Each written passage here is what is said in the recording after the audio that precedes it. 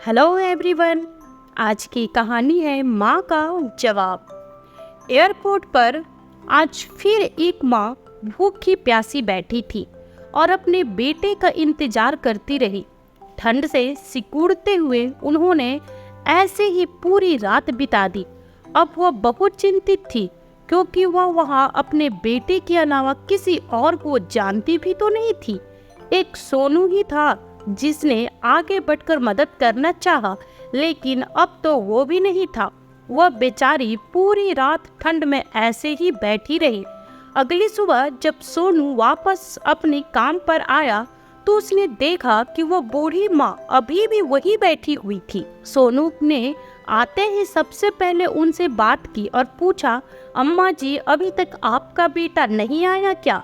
नहीं बेटा, पता नहीं मेरा बेटा कहाँ चला गया है, रोती रोती वह बूढ़ी औरत बोली। तो सोनू ने उन्हें पानी पिलाकर शांत किया और बोला, अम्मा जी, मैंने आपसे नहीं कहा, लेकिन मुझे कल ही शक हो गया था।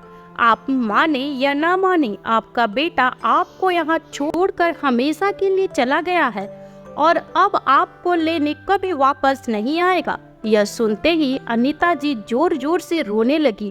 उनकी हालत देखकर सोनू को उन पर बहुत तरस आ रहा था। उसने कुछ ना कहा पर सोचने लगा कि अब शायद यह माता जी अपने किसी जानकार के यहाँ या फिर अपने घर वापस लौट जाएगी। सोनू अपना काम करने के लिए चला गया और अनीता जी वहीं बेंच पर बैठी बैठी रोती रही और अचानक बेंच से गिर पड़ी तो वहाँ लोगों की भीड़ लग गई और आसपास के सभी लोग वहाँ आने लगे। लोगों की भीड़ को देखकर सोनू भी वहाँ आया। एयरपोर्ट के अन्य कर्मचारी भी वहाँ एकत्रित हुए थे। सोनू ने यहाँ आकर देखा कि अनीता जी नीचे जमीन पर गिर गई थी। वह थोड़ा घबरा गया। उसने तुरंत उठाया और फिर बेंच पर लिटाया। इतने में एयरपोर्ट के अन्य कर्मचारी वहां उपस्थित एक डॉक्टर को ले आए, जिसने आकर बताया कि वह औरत कमजोरी के चलते बेहोश हो गई है। पानी छींटकर उन्हें होश में लाने के बाद सभी अपने अपने काम पर लग गए और सोनू ने उनसे पूछा, माँ जी, आप बेहोश कैसे हो गई? डॉक्टर ने बताया, कमजोरी हुई थी। क्या आपने कल से कुछ भी नहीं खाया? अनीता जी ने नाव में गर्दन हिलाते हुए कहा, बेटा, मैं तो यहाँ अपने बेटे के भरोसे ही बैठी थी। मुझे क्या पता था कि वो मेरे साथ ऐसा करेगा। मेरे पास एक पैसा भी नहीं था जो मैं कुछ खरीद भी पाती। सोनू को उनकी दशा पर और ज्यादा तरस आ रहा था। वह बोला, माँ जी, आप मेरे साथ चलिए, पहले कुछ खा लीजिए, फिर कुछ बात कीजिएगा। सोनू अनीता जी को लेकर वहीं पास के कैंटीन में लेकर पहुंचा और उसने अनीता जी के लिए खाना मंगवाया। अब उसने उनसे बातों बातों में जानने की कोशिश की। वह बोला, माँ जी, आप कब से यहाँ बैठी थी?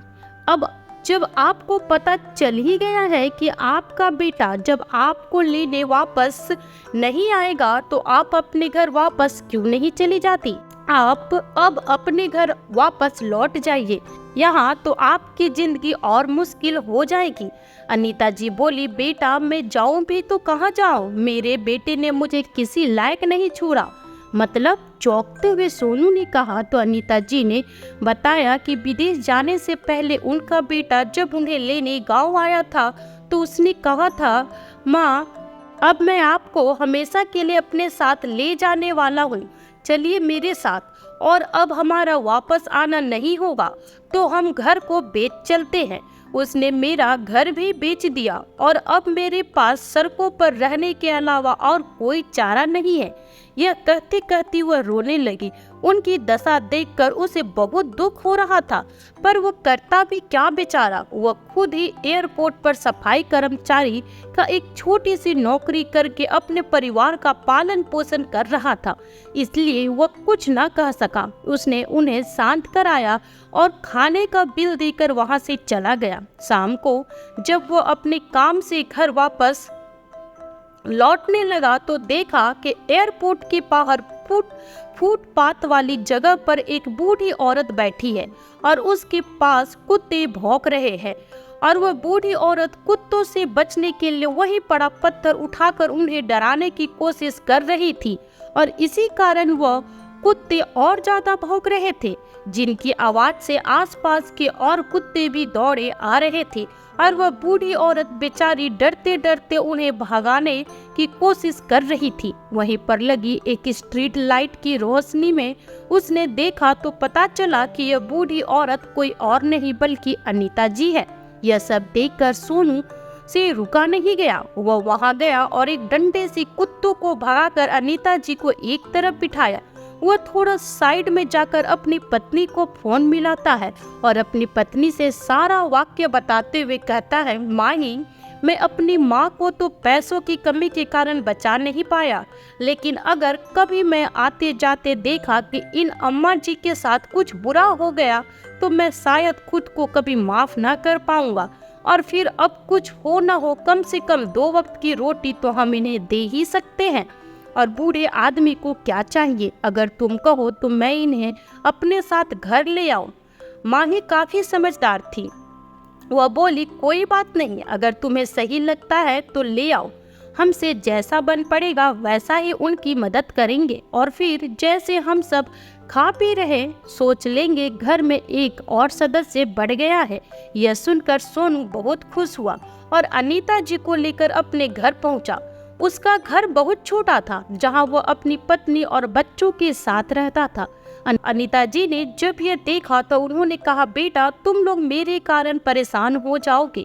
कोई बात नहीं, ईश्वर ने मेरे नसीब में जो लिखा है वही होगा, इसलिए परेशान मत हो, मैं कहीं और रह लूंगी। सोनू कहता है, नहीं माँ जी, हमें आपके आने से कोई परेशानी नहीं होगी, उल्टा खुशी होगी, है ना माही? माही ने भी खुश होते हुए कहा, हाँ माँ जी, यह बिल्कुल सही कह रहे हैं, हमें आपके आने से कोई परेशानी नहीं है। और फिर अभी आपने ही तो कहा कि जो आपके नसीब में है वही होगा, तो आप मान लीजिए कि अब से आपके नसीब में इस घर में रहना ही लिखा है। अंदर आइए माँ जी और इसे अपना ही घर समझिए। माही अनीता जी को हाथ पकड़कर उन्हें अंदर ले आई, बैठने के लिए आसन दिया और पानी लाकर दिया। फिर परिवार के सभी लोग एक साथ खाना खाने बैठे। अनीता जी अभी तक थोड़ी सी असहज महसूस कर रही थी। वह भी सबके साथ खाना खाने लगे। सोनू ने कहा, माँ जी, हमारे घर में थोड़ी कम जगह है, लेकिन हमारे दिल में आपके लिए बहुत जगह है। आप बिल्कुल निश्चिंत रहिए और हमें अपने बच्चों की तरह समझिए। जैसे घर के बाकी सदस्य रहते हैं, वैसे ही आज से आप इस घर के सदस्य हैं, तो आप बिल्कुल निश्चिंत रहिए। अगर आपको कोई भी परेशानी होती है तो आप मुझे बताइए। अनीता जी ने माही की बात सुनकर आंखों में आंसू भरकर उसके सिर पर हाथ रखते हुए बोली, सदा खुश रहो बेटी। उम्र के जिस पड़ाव में मुझे मेरे अपने बेटे ने ठुकरा दिया, वहाँ तुम दोनों ने मेरा इस मुश्किल घड़ी में साथ दिया है। आज के बाद तुम ही मेरे बेटा और बहू हो। उनके आंसू पोंछते हुए माही बोली, बस अब खाना खा लीजिए माँ जी। सब लोगों ने खाना खाया और सभी सो गए। अगले दिन सोनू नहा धोआ कर अपने काम पर चला गया और बच्चे स्कूल चले गए। घर पर केवल अनीता जी और माही बची थी। वे दोनों पूरा दिन घर में बातें करती रहती। माही ने अपने घर परिवार और परिस्थितियों के बारे में सब बताया और अब वैसे ही अनीता जी ने अपने बेटे और बहू की करतूत माही को बताया, जिन्हें सुनकर माही अपने मुंह पर हाथ रखकर बैठ गई। माँ जी, आपका बेटा बहू कितना घटिया इंसान है। भला अपनी माँ के साथ ऐसा कौन करता है? वह दोनों अभी आपका दुख नहीं समझ पाएंगे। उन्हें यह सब तब पता चलेगा जब उनके साथ भी ऐसा ही होगा। अनीता जी माही से कहती है, बेटा, तुम्हारे घर में चाहे कितनी भी कम जगह हो, पर तुम्हारा दिल और तुम्हारी नीयत बहुत साफ है और नेक है। तुम परेशान मत हो, आज नहीं तो कल तुम्हें इसका फल जरूर मिलेगा। अब शाम को सोनू आया और सब ने साथ बैठकर खाना खाया और खूब गप्पे मारे। धीरे धीरे अनीता जी भी परिवार में घुल मिल गई। दिन बीतते गए और ऐसे ही सबका काम चल रहा था। अनीता जी अब परिवार के सदस्य की तरह घर की हर क्रियाविधि में भाग लेती। माही भी बहुत से कामों से निश्चिंत हो गई थी, जैसे बच्चों को देखना, बाजार से सब्जी लाना। इसी तरह की अनेक छोटी छोटी जिम्मेदारियों से वह मुक्त हो गई थी और वह इस बात से बहुत खुश थी कि वह हमेशा ही कहती थी कि हमारे घर में किसी बुजुर्ग की कमी बहुत खलती है, जो कि अब अनीता जी के आने से पूरा हो गई थी। जिस तरह किसी पेड़ की जड़ ही उस पेड़ का वजूद होते हैं, इसी तरह घर का बड़ा बुजुर्ग भी परिवार के लिए उस जड़ के समान ही होता है। और सोनू के परिवार रूपी पेड़ को अनीता जी के आने से एक मजबूत जड़ मिल गई थी।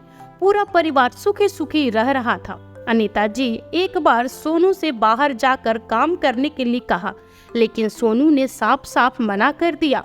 बोला, अगर मेरी जगह आपका अपना बेटा होता तो क्या तब भी आप उसे यही कहती? मुझे आपसे काम कराना पड़े, अभी इतने भी बुरे दिन नहीं आए हैं, और अगर जरूरत होगी तो मैं और माही दोनों हैं। आप घर पर आराम से रहिए, अपना और बच्चों का ध्यान रखिए। अगर मुझे जरूरत लगेगी तो मैं आपको बता दूंगा। माही भी कहीं काम देख लेगी, पर अभी सब कुछ ठीक चल रहा है, इसलिए आप परेशान मत होइए। यह सुनकर अनीता जी कुछ और ना कह पाई और चुपचाप गर्दन हिलाकर बैठ गई। यह सब देखकर माही हंसने लगी और बोली, मैंने तो आपसे पहले ही कहा था, पर आप मेरी सुनती कहाँ है? अब तो आपको मानना ही पड़ेगा, आपके बेटे ने जो कह दिया। यह कहकर माही जोर से हंसने लगी और अनीता जी के पास आकर उनके कंधे पर हाथ रखकर बोली, माँ जी आप खामखा परेशान होती हैं, आप निश्चिंत रहिए, सब ठीक हो जाएगा। यह कहकर माही किचन में चली गई और सबके लिए स्वादिष्ट नाश्ता बनाकर लाई। नाश्ता करके सोनू और बच्चे स्कूल चले गए और माही घर के कामों में लगी थी। तभी अनीता जी ने कहा, बहू मैं सब्जियां ले आती हूँ, मुझे थैला दे दो। अनीता जी सब्जियां खरीदने निकल गई। बाजार से सब्जियां खरीद कर लौट रही थी तो हाथ में छोटा सा माइक लेकर एक लड़का लॉटरी टिकट बेच रहा था, जिसमें हर एक टिकट 1 रुपये की थी। लॉटरी की रकम 5 करोड़ रुपए थे। न जाने अनीता जी के मन में क्या आया कि उन्होंने वो टिकट खरीद ली और वो घर चली आई। घर आकर उन्होंने सब्जियां रखी। जब माही घर के कामों से फ्री होकर बैठी तो अनीता जी ने उसे कहा, बेटा इसे संभाल कर रख देना, क्या पता हमारा नसीब भी खुल जाए। मैंने आज तक किसी की लॉटरी लगती नहीं देखी, पर कोई बात नहीं, आपका मन है तो मैं इसे रख लेती हूँ। यह कहकर माही ने वो लॉटरी की टिकट अपने पर्स में डाल ली। अनीता जी जब भी सब्जियां लेने जाती तभी एक टिकट ले आती, और जब महीने के अंत में उन टिकटों के विजेता का घोषणा होने वाला था, तब उस लड़के ने टिकट देते हुए इनाम वितरण का समय बताया कि टीवी पर यह वाला चैनल चला कर रखना, इस पर लॉटरी का विजेता घोषित किया जाएगा, और अपने टिकटों को भी संभाल कर रखना। टीवी पर जो पता बताया जाएगा आपको टिकट लेकर वहां जाना होगा। अगर आपका नंबर आ जाता है तो, मतलब अगर आपकी लॉटरी लग जाती है तो ठीक है। अनीता जी ने सारी टिकट माही को संभाल कर रखने के लिए दे दी थी। और फिर कुछ दिन के बाद अनीता जी माही से बोली, माही कल बहुत अच्छा दिन है बेटा, कल लॉटरी का विजेता घोषित किया जाएगा। इस बारे में माही और अनीता जी ने सोनू को नहीं बताया था और अनीता जी ने माही को भी रोक दिया था। वह बोली, माही रहने दो, जब लॉटरी लग जाएगी तब बता देना, और अगर नहीं लगी तो सोच लेंगे कि हमारे इतने पैसे गए बेटा। खामखा अगर सोनू ने भी उम्मीद लगा ली तो उसे बहुत दुख होगा, इसलिए रहने देते हैं। माही मान गई और सोनू के जाने के बाद टीवी खोलकर बैठ गई और अब लॉटरी का विजेता घोषित किया जाना था। माही अनीता जी के द्वारा लाई गई 5 टिकट अपने सामने रखकर बैठ गई और जैसे जैसे लॉटरी का विजेता घोषित किया जा रहा था वैसे वैसे वह उन टिकटों को चेक कर रही थी। लॉटरी के 3 विजेता घोषित होने से पहले विजेता को 5 करोड़ रुपया, दूसरे विजेता को 1 करोड़ रुपया और तीसरे विजेता को 25 लाख का इनाम था। अनीता जी और माही दोनों ही हाथ जोड़कर बैठी थी और ईश्वर का नाम लिए जा रही थी, इस आस में कि उनकी लॉटरी लग जाए। तीसरे विजेता ने बताना आरंभ किया। सबसे पहले तीसरे विजेता का नंबर घोषित किया गया, उसके बाद दूसरे विजेता का। लेकिन अनीता जी कि एक भी टिकट का उन दोनों में से एक भी नंबर नहीं आया, लेकिन अभी भी एक मौका बाकी था और वे दोनों टीवी पर नजरें गड़ाए बैठी रही। जैसे ही तीसरा विजेता घोषित किया गया तो वे दोनों अपने सिर पर हाथ रखकर बैठ गई, क्योंकि तीसरे नंबर की टिकट यानी जो पहला विजेता था जिसे 5 करोड़ का इनाम मिला था, वह विजेता भी कोई और निकला। टिकट का नंबर कुछ और था। अनीता जी के पास स्थित टिकट में से एक भी नंबर उसमें मेल नहीं खा रहा था।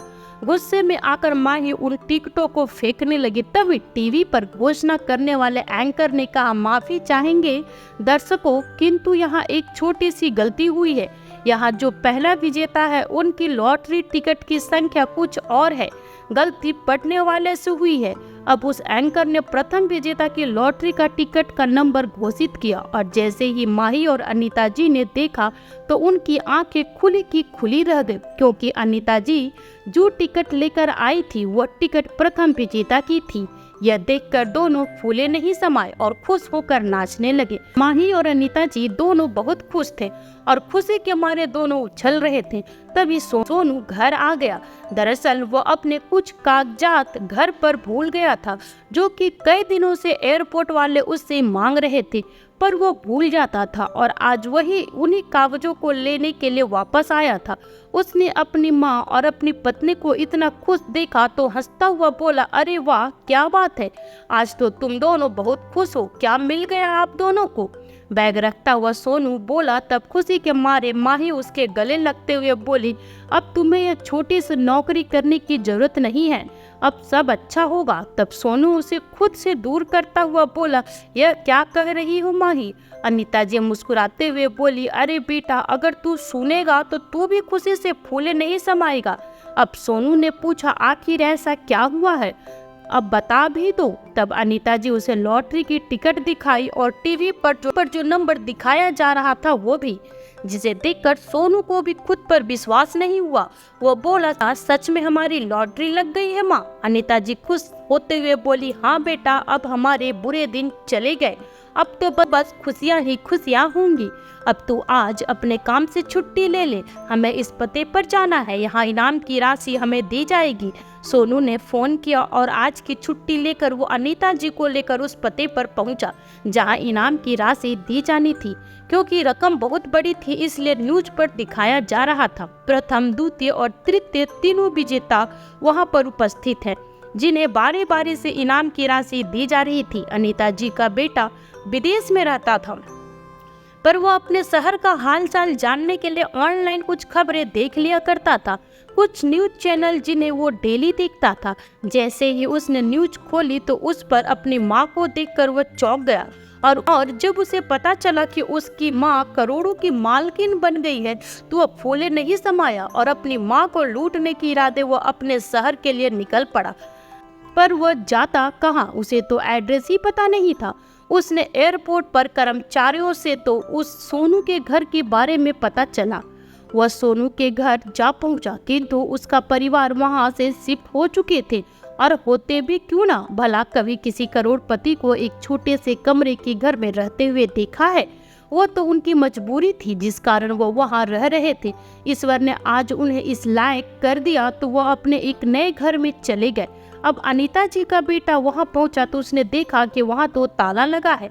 पड़ोसियों से पूछने पर पता चला कि सोनू और उसके परिवार एक हाई सोसाइटी में रहता है, जहां उन्होंने अपना मकान लिया है। पड़ोसियों से पता पूछकर अनीता जी का बेटा भी उस पते पर चला गया।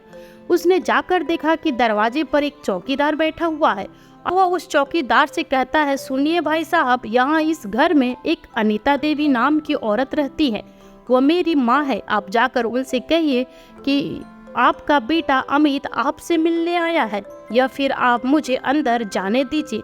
गार्ड ने उसे वही रोक लिया और बोला, मैं फ़ोन करके पता करता हूँ। उसने अनीता जी को फ़ोन किया और पूछा, माँ जी, बाहर कोई लड़का आया है और वह कह रहा है कि वह आपका बेटा है, उसका नाम अमित है, वह आपसे मिलना चाहता है। अनीता जी ने गुस्से से कहा कि वह मेरा बेटा नहीं है, मेरा बेटा यहाँ मेरे पास है, उससे कह दो कि वो चला जाए यहाँ से, मेरा उससे कोई वास्ता नहीं। अनीता जी के मना करने के बाद चौकीदार ने उसे वही रोक लिया और अब वह मन ही मन सोचने लगा कि किस तरह वो अपनी माँ से मिले और किस तरह उन्हें मनाए, क्योंकि अब तक तो वह यह समझ चुका था कि उसकी माँ उससे बहुत नाराज है, जिन्हें मनाने के लिए उसे कुछ तो करना पड़ेगा, जिसके लिए उसने एक प्लान बनाया।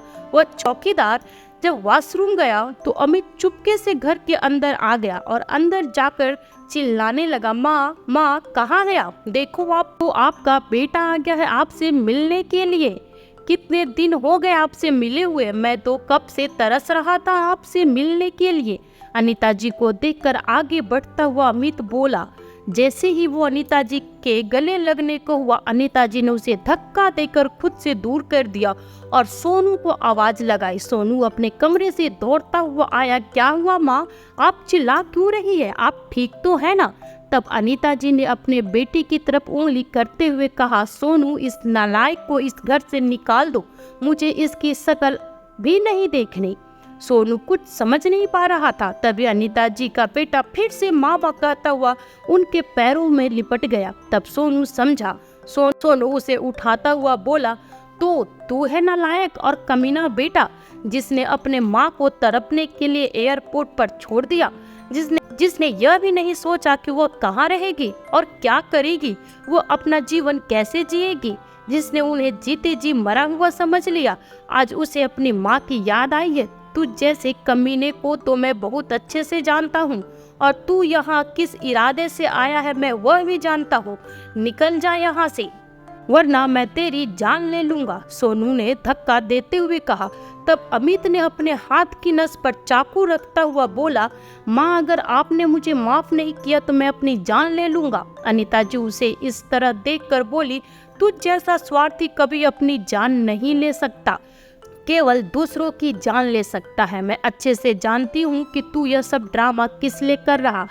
तब तक अमित ने अपने गर्दन पर चाकू रखते हुए कहा, माँ मैं आपका ही बेटा हूँ और अब से आपके ही साथ रहूंगा। अगर आप इस बात के लिए नहीं मानी तो मैं खुद को मारकर आप लोगों को हत्या के केस में फंसा दूंगा। या तो मुझे यहाँ अपने साथ रखो या फिर मुझे इनाम के वह पैसे दे दो, मैं यहाँ से चला जाऊंगा। सोनू ने जैसे ही उसे धक्का देने के लिए हाथ आगे बढ़ाया, वैसे ही उसने सोनू को खींचकर उसकी गर्दन पर चाकू रख दिया और अनीता जी को धमकी देने लगा, अगर आपने मुझे इनाम के पैसे नहीं दिए तो मैं इसी जान से मार दूंगा। अनीता जी सोनू की जान को खतरे में देखकर घबरा गई और बोली, नहीं नहीं मेरे बेटे को कुछ मत करना, मैं तुम्हें जितने भी रकम है वह देने के लिए तैयार हूँ। ऊपर खड़ी हुई माही यह सब देख रही थी, जिस पर अमित का बिल्कुल भी ध्यान नहीं था। माही ने तुरंत पुलिस को फोन किया और सारी घटना की जानकारी दे दी। अनीता जी ने सोनू की जान बचाने के लिए माही को आवाज लगाई और कहा, बहू घर में जितने भी पैसे है सब भर लो, मेरे बेटे की जान से ज्यादा कुछ नहीं है। तब यह देखकर अमित शैतानी मुस्कुराहट लाते हुए बोला, अरे वाह बड़ा प्यार है माँ बेटे में, अपने सगे बेटे से इतनी नफरत और इस पराये से इतना प्यार। तब माँ ने जवाब दिया और बोली, सब कुछ तेरे कर्मों के कारण है, जरूरी नहीं कि अपना खून है तो वही सगा है आपका ख्याल रखेगा। तूने तो मुझे मरने के लिए छोड़ दिया था, उस वक्त मेरा यही बेटा था जिसने मेरा साथ दिया, तो भला मैं आज इससे यहाँ मरने के लिए कैसे छोड़ सकती हूँ। अगर इस स्थिति में तू होता तो मैं तुम्हें कभी नहीं बचाती। अपने माँ के मुंह से इतनी कड़वी बातें सुनकर भी अमित का जमीर नहीं जागा, पर सोनू का अनीता जी के प्रति और प्यार मान सम्मान बढ़ गया। अमित इन सब बातों में लगा ही था कि पुलिस आ गई, क्योंकि माही ने पुलिस को फोन कर सारी स्थिति बता दी थी। तो पुलिस ने भी चुस्ती दिखाते हुए तुरंत कार्रवाई की और बस समय से पहले वहां आ गई। और सभी लोग इतने धीरे धीरे अंदर आए कि अमित को अंदाजा ही नहीं हुआ कि कब उसके सिर पर पुलिस इंस्पेक्टर ने गन तान दी और तभी एक कांस्टेबल ने आकर उसके हाथ से चाकू छीन लिया।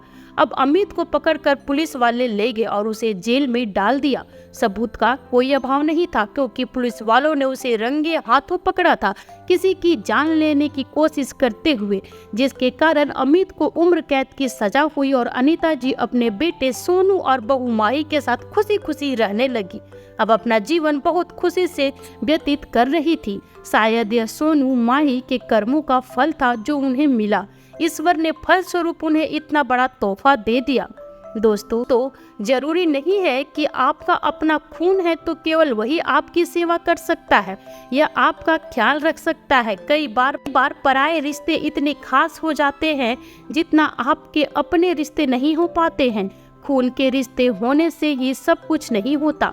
इंसान के मन में दूसरे व्यक्ति के लिए जब तक प्रेम भावना न हो तब तक वह रिश्ता किसी के लिए अच्छा नहीं होता। स्वार्थी व्यक्ति किसी का सगा नहीं होता, चाहे वह उसके अपने ही क्यों न हो। आज सोनू पराया होकर भी अनीता जी के लिए सगे बेटे से बटकर हो गया और अमित सगा होकर भी दूर हो गया। तो दोस्तों, कैसी लगी आपको आज की ये कहानी? कमेंट करके जरूर बताइएगा। साथ ही लाइक एंड सब्सक्राइब करना बिल्कुल ना भूलें। फिर मिलती हूँ आपसे एक नई वीडियो में एक नई कहानी के साथ। तब तक अपना ख्याल रखें और स्वस्थ रहें। Bye bye.